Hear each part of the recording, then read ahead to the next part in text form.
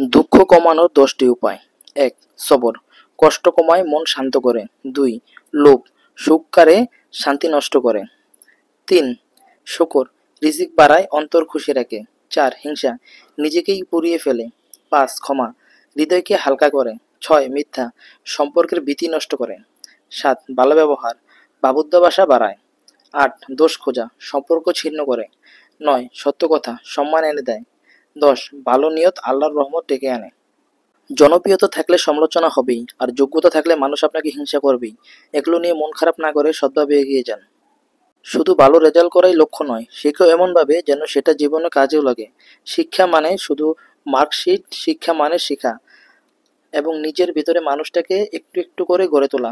আপনার মতে শিক্ষা মানে কি? মতামত লিখে যাবেন।